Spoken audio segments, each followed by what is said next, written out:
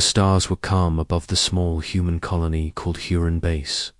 It was far from Earth, resting on a green planet near the edge of the Orion sector.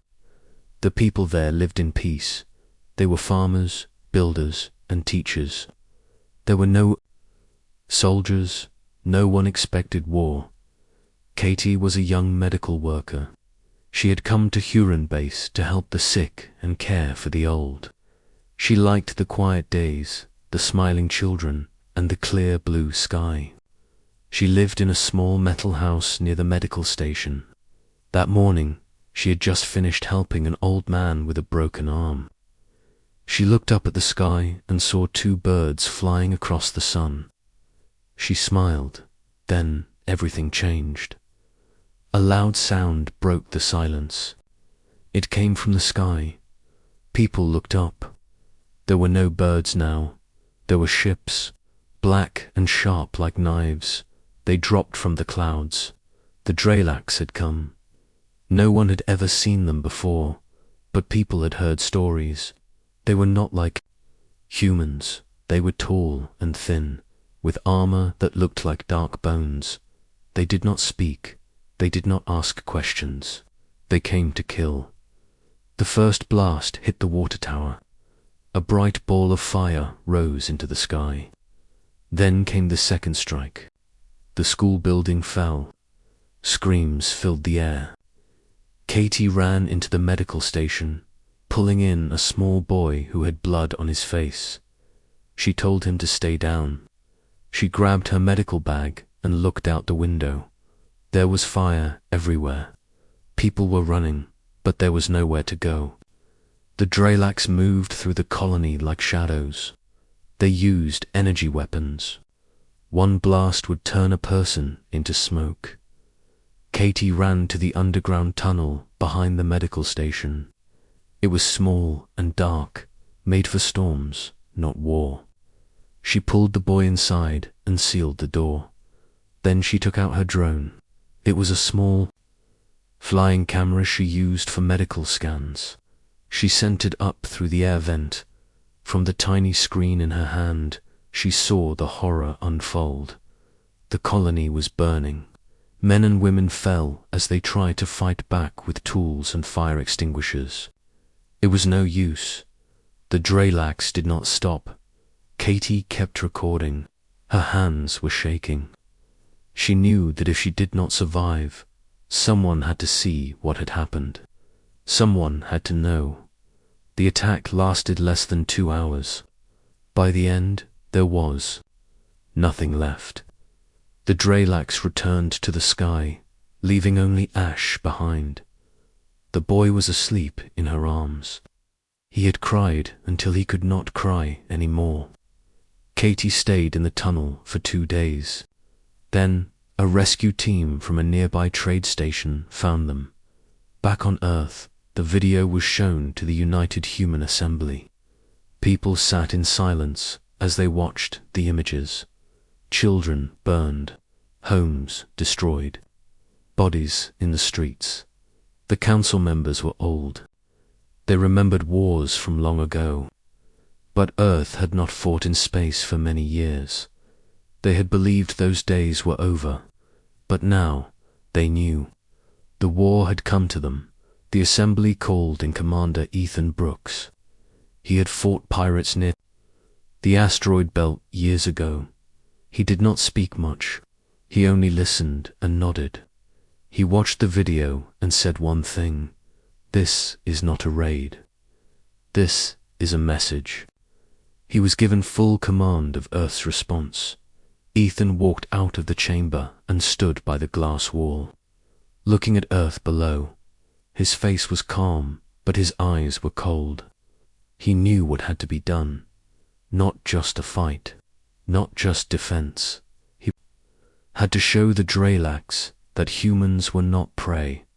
The mission was called Vengeance Protocol. Ethan was given a stealth warship known as the Nightwind. It was fast, invisible to most sensors, and armed with weapons never used before. He chose his crew himself, people he trusted, People who had seen darkness and lived through it.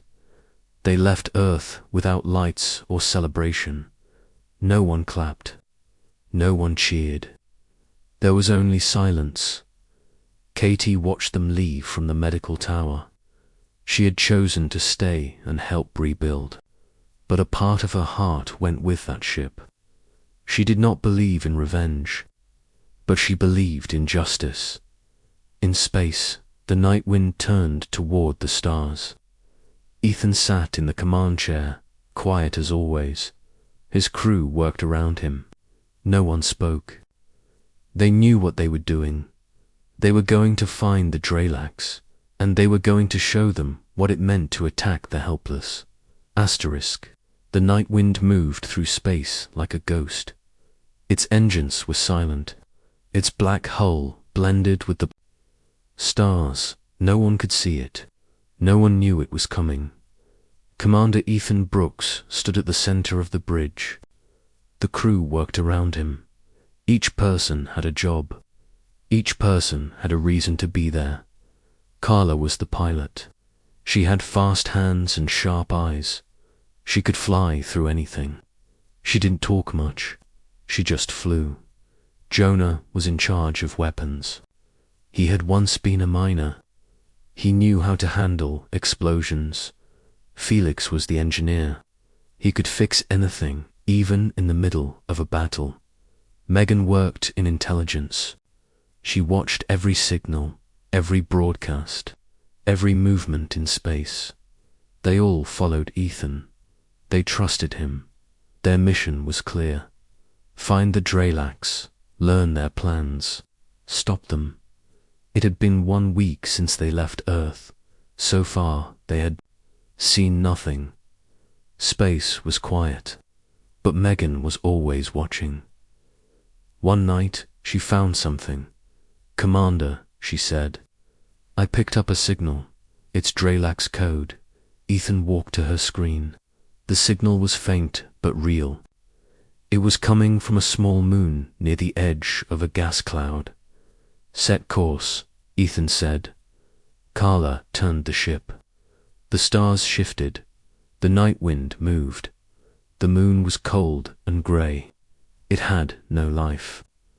But when the night wind got close, they saw what was hidden. A Dralax outpost sat under the surface. It was a supply station. "Let's watch first," Ethan said. They stayed silent for hours. Drones came and went. Ships refueled. Cargo moved. Megan checked the logs. "They're moving supplies." "To a war fleet," she said. 6 ships, all armed. They're heading for human space. Ethan's face did not change. "We need to stop them before they move." Jonah smiled. "I have an idea." That night, they launched small drones shaped like rocks. Jonah filled them with charges. Felix helped guide them into position around the outpost. When the last drone was in place, Ethan gave the order. The explosion lit up space. The outpost cracked open. Fire poured from the moon's surface. One Dralax ship tried to run, but Carla followed it. Jonah fired. The ship vanished in smoke. They left before the Dralax could respond. For the next few days, they followed every lead. Megan traced signals across systems. Carla flew through narrow paths between stars. Felix fixed engines, shields, and broken wires. Then they found it. A map, hidden in a Dralax storage pod. It showed targets. 6 human colonies. Each one marked for attack. "They're not just raiding," Megan said. "They're planning a takeover." Ethan looked at the map. One of the colonies was near Huron Base, the place where Katie had survived. "We need to move faster," Ethan said. They decided to strike again. This time, they targeted a fuel station in orbit around a frozen planet. They used the same trick, drones shaped like ice. Jonah placed the charges. Carla flew the Nightwind close without being seen. The station blew apart. 2 Dralax ships nearby turned to attack, but the Nightwind disappeared into a storm of space dust. Every attack made the Dralax angrier. They began sending patrols. They searched the stars, but they never found the Nightwind. One night, the crew sat together in the mess hall. The lights were dim. Everyone looked tired. Megan broke the silence. We're hurting them, but they won't stop unless we hit something bigger. Jonah nodded. Like their command ship. Ethan thought for a moment. Then he stood. Let's find it. They searched every code, every signal. Megan worked day and night. Then she found it. A hidden command vessel moving near a dead planet. The ship had no markings. It used false ID codes. But Megan cracked them. This is the one, she said. The crew made a plan. They would lead the command ship into a trap.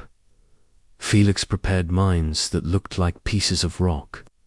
Carla flew ahead and dropped them near a debris field. Then they sent a signal. A fake distress call from a human ship. The Dralax took the bait. The command ship came in fast, right into the trap. The mines exploded.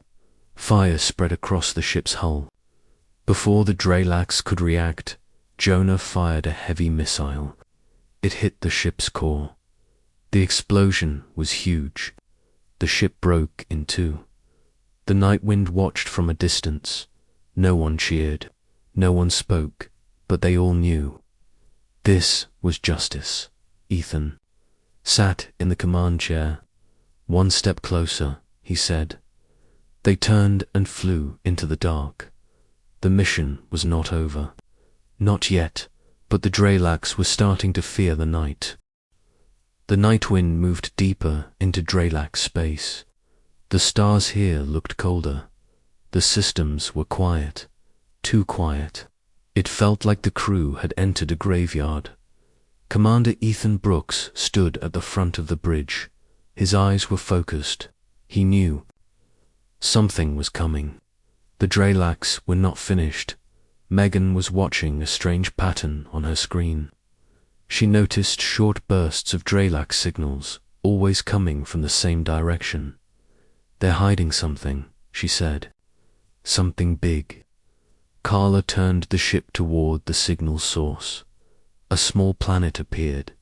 It had no lights, no sound, but in orbit there were 6 Dralax satellites. They were watching the area closely. We go in quiet, Ethan said. They sent out scout drones. The drones moved like dust in the dark. Jonah controlled them from the weapons bay. They slipped past the satellites and scanned the area.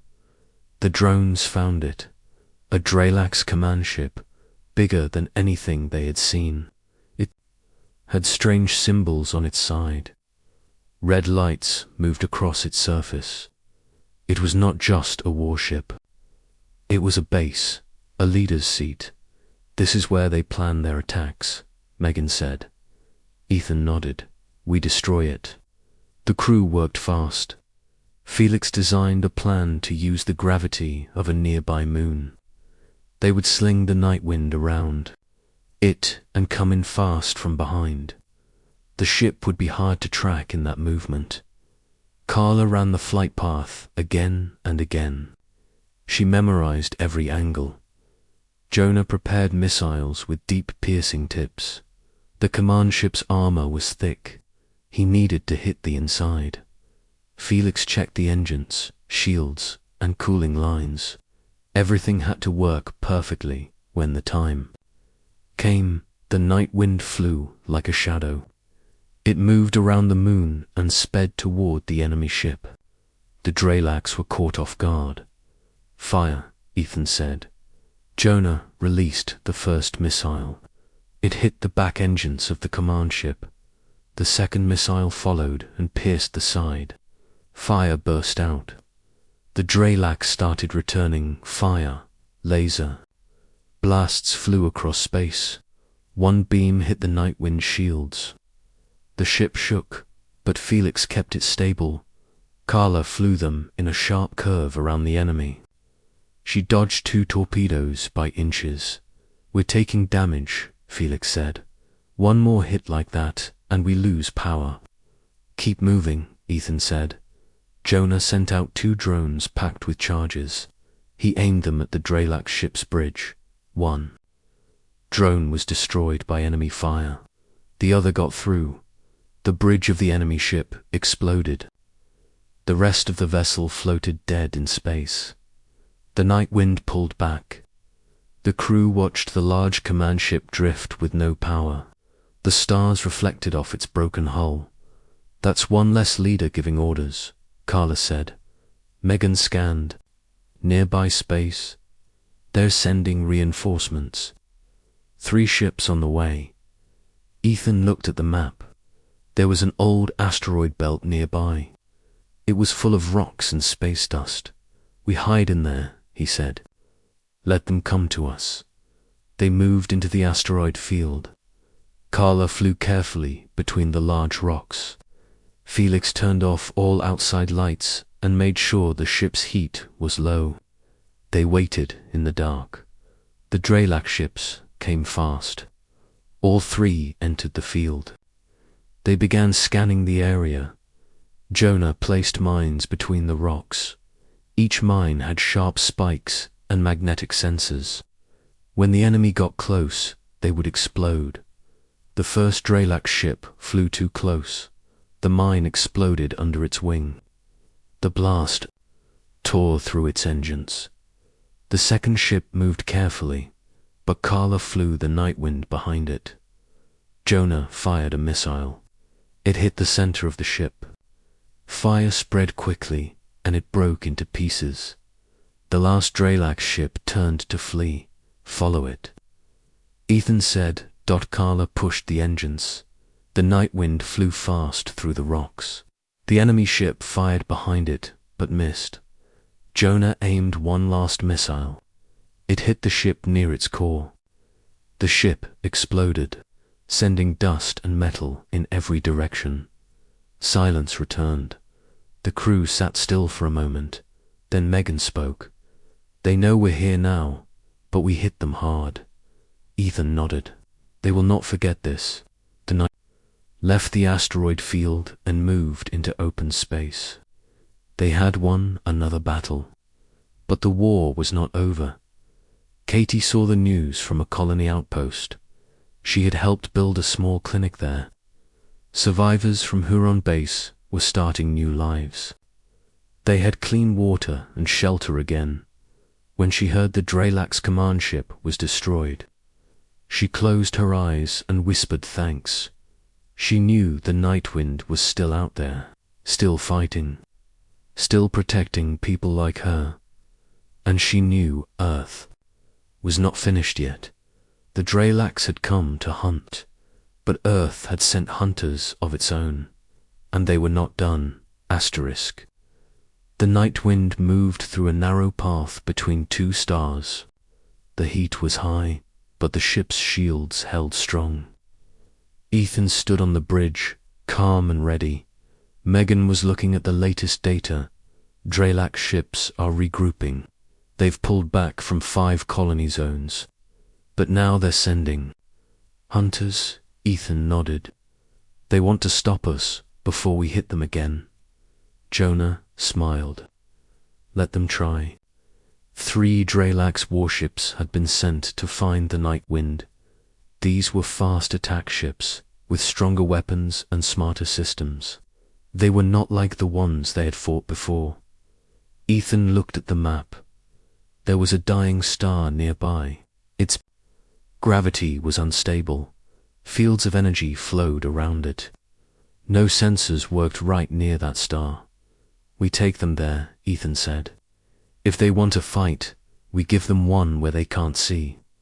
Carla flew the ship toward the dying star. The Nightwind went dark again. Heat levels were lowered. Lights were off. They looked like space dust. The Drelax followed. They were fast and aggressive, but they didn't know the plan. As they entered the energy field, the first Dralax ship lost its lock on the night wind. It fired too early and missed. Carla spun the ship sideways, weaving through energy waves. Jonah fired a pulse shot. The first enemy ship took a direct hit to the side. It exploded, spinning in silence.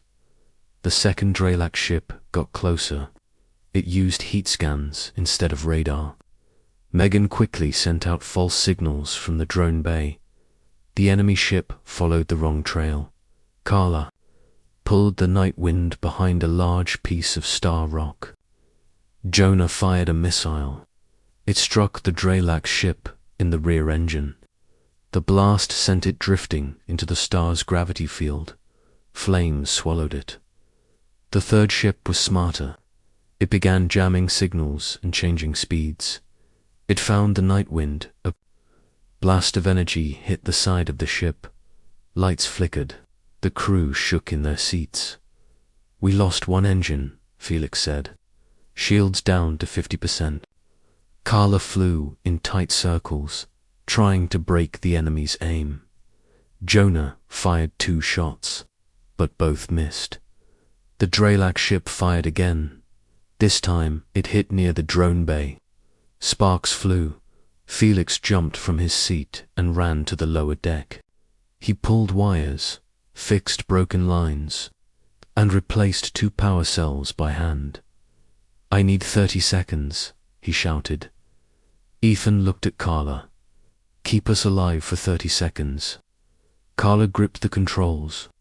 She flew low through the energy field, dragging the ship through a cloud of bright fire. The Dralax ship followed but slowed down to avoid the heat. "Now," Felix said. Power came back. Shields rose. Jonah locked on, firing. The missile flew straight. It broke through the Dralax armor and exploded deep inside.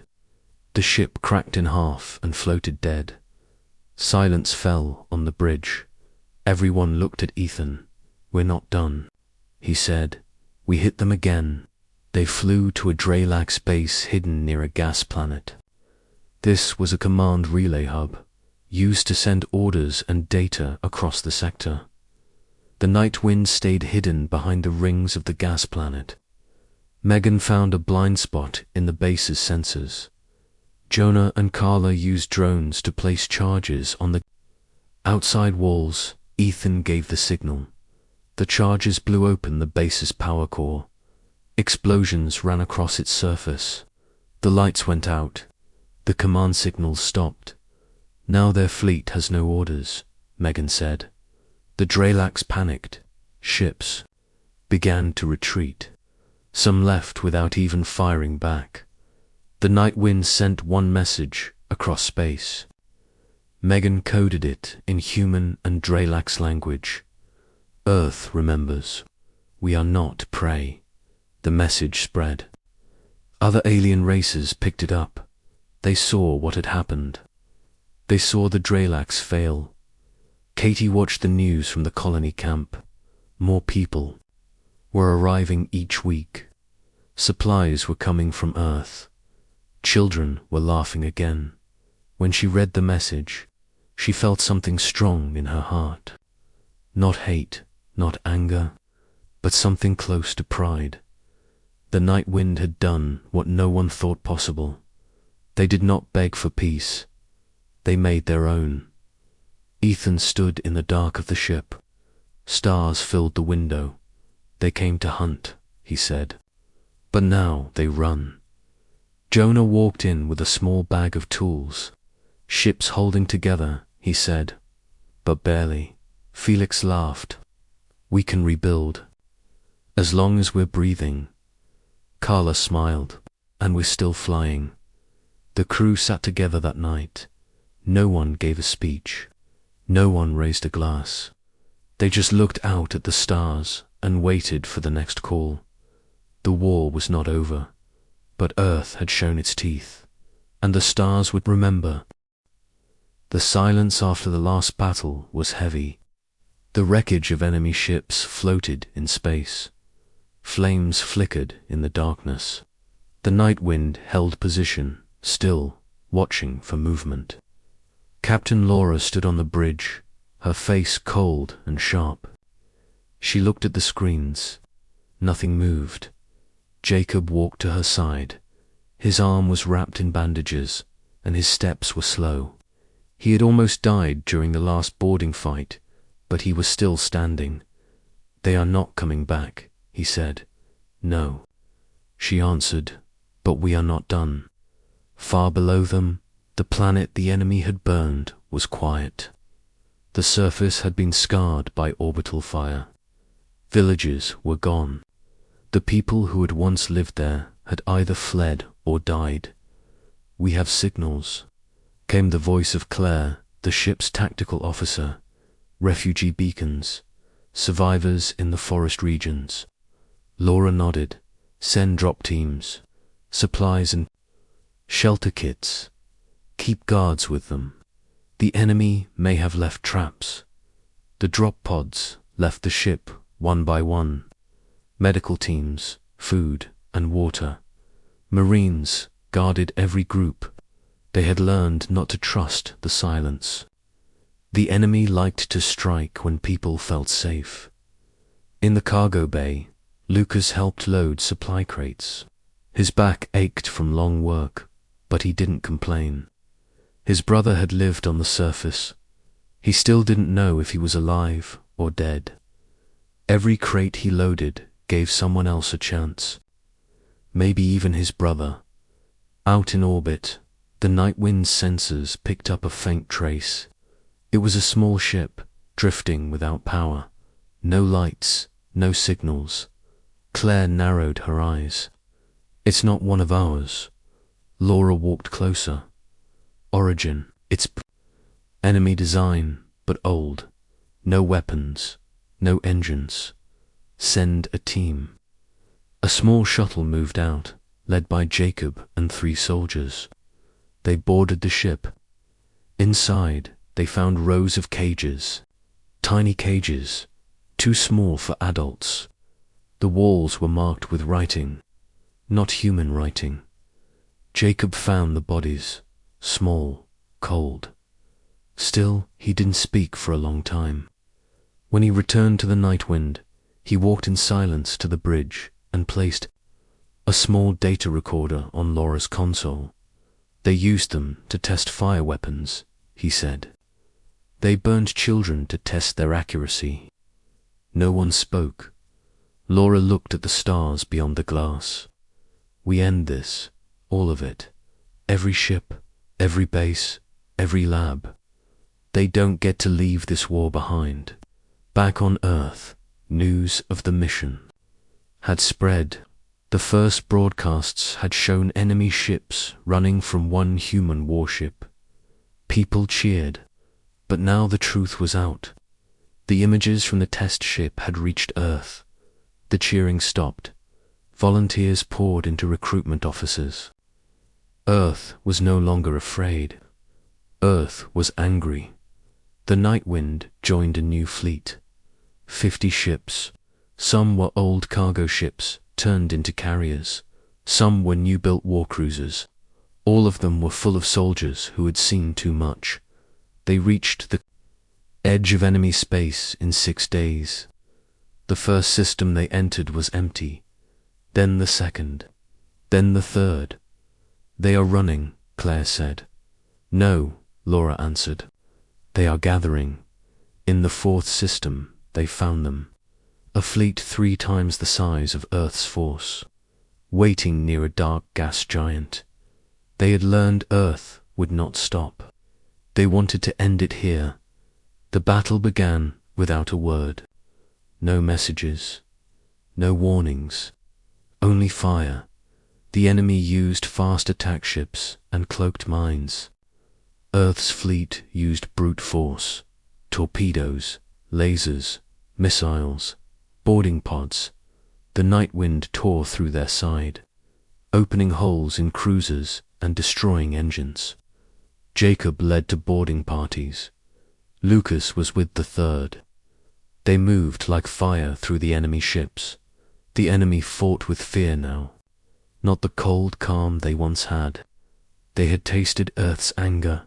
They wanted to stop it. But it was too late. In the middle of the fight, the enemy tried to call for retreat. Laura ignored it. They didn't let the villagers run, she said. They burned the ones who had no weapons. They hunted the ones who begged. Claire said nothing. She sent the signal. No surrender, no retreat. After 7 hours, the last enemy ship was gone. Some had tried to flee. Most had been caught. A few escaped into the deep dark of space. But they were no longer a fleet. They were broken. The night wind floated over the enemy's last base. A research station. Laura stood on the bridge, her eyes hard. They studied us here, she said. Tried to learn our weaknesses. Jacob looked over the report. They failed. Send a message to Earth, Laura said. It's over. Claire looked at her. For now, Laura nodded. Yes, for now. Below the base, Earth's flag was burned into the surface. A signal to any who would come later. Earth had come. Earth had remembered the helpless. Earth had answered with fire. Lucas stood in the bay. His uniform was stained. His hands were shaking. But in his pocket, he held a photo. It was his brother, alive, found in one of the drop zones. Weak, but breathing. He looked up at the stars. So many, so wide. But Earth was no longer small in the dark. Asterisk, the war had ended, but the night wind kept moving through space. The stars looked calm, but the crew knew better. Peace never lasted long. Somewhere in the dark, someone was watching. Someone was waiting. Captain Laura sat in her chair on the bridge. Her eyes looked tired, but her voice was steady. We're not done yet, she said. Jacob stood behind her, checking the weapons systems. Shields are ready. All weapons charged. Megan looked up from her screen. I picked up a strange signal. It's coming from the edge of Sector 12. Human code, but it's old. Old like how old? Laura asked. Megan typed quickly. Maybe 20 years. Pre-war. Set course, Laura said. Let's see what's out there. The night wind turned and flew toward the edge of the sector. The crew stayed quiet. They had seen too much. They didn't trust silence. After 2 days of travel, they reached the source.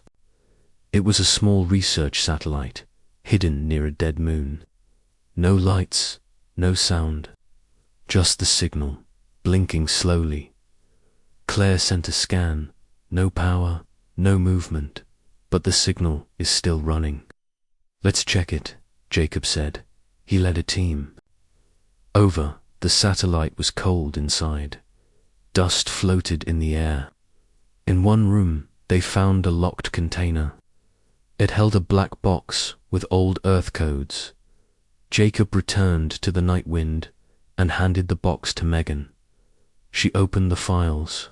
These are pre-war research logs. They show early contact with alien ships. Not Dralax, something else. The files say unknown origin. Laura walked over. Are these first contact files? Megan nodded. Yes, it looks like someone met another race before the Dralax War and never told anyone. Jacob frowned. Why would they hide it? Maybe they were afraid, Claire said. Maybe they made a deal. Megan kept reading. Her face turned serious. They didn't just meet them. They gave them something. A full copy of Earth's ship tech. Laura stepped back. They gave it away before the war. Yes, Megan said. And these visitors disappeared. No name, no record, just gone. Laura stared at the screen. So now there's another race out there, and they have our tech, and we don't know who or where they are. Megan nodded. Correct. Laura turned to the crew. We're changing course. We need to find out what happened to these visitors. They followed another trail in the files. A planet was listed. Unmarked, just a number. No name. The night wind reached it 3 days later. It was a rocky world with deep cracks in the surface. The air was thin. There were no cities, no signs of life, just old landing marks. They sent a drone to scan the ground. It found metal buried deep below. Not Dralax, not human, something else. Felix checked the scans. The structure is sealed. Still active. Power is running. Laura gave the order. We land. They took a shuttle and landed on the surface. The ground was rough. Winds blew dust across the rocks. They followed the signal to a cave. Inside, they found a door made of black metal. It opened as they got close. Jacob raised his weapon. This feels wrong. They walked in slowly. Lights turned on by themselves. The walls had carvings, symbols they didn't know. At the center of the structure, they found a large room with screens and strange machines. One screen lit up as Megan touched it. A voice spoke in an unknown language. Then it changed to English. Welcome. Return was expected. The crew stepped back. What is this place? Laura asked. The voice replied, This is Archive 7. Agreement was made. We wait. Agreement, Laura asked. What agreement? Exchange. Knowledge for safety. Who made the deal? Megan asked. Earth Command, the voice, said 35 years ago. Jacob looked at Laura. They gave away our tech to stay safe. Laura asked, what did they get in return? The voice said, delay, protection, time to prepare. Claire stepped forward. So the Dralax were not the only threat. These ones held them back. Correct, the voice said. But time has passed. Protection ends. The screens shut off. The lights dimmed. The crew stood in silence. The truth hit them hard. Megan broke the silence. Earth didn't win the war alone. Someone helped us, but now they're gone. And the next wave is coming. They returned to the night wind and flew back to deep space. Laura stood in front of the crew. What we found must go to Earth. They need to know. A bigger threat is out there, and we have no deals left. Claire asked, will they believe us? They have to, Laura said, because if they don't, they won't be ready. The night wind sent the message. All the files, all the proof. Then they turned back, toward the stars. The crew didn't speak much. They knew what was coming. A second war, a bigger one. But they were not afraid. They had faced fire before. They had survived because Earth remembered, and Earth was watching the dark now, just like the night wind.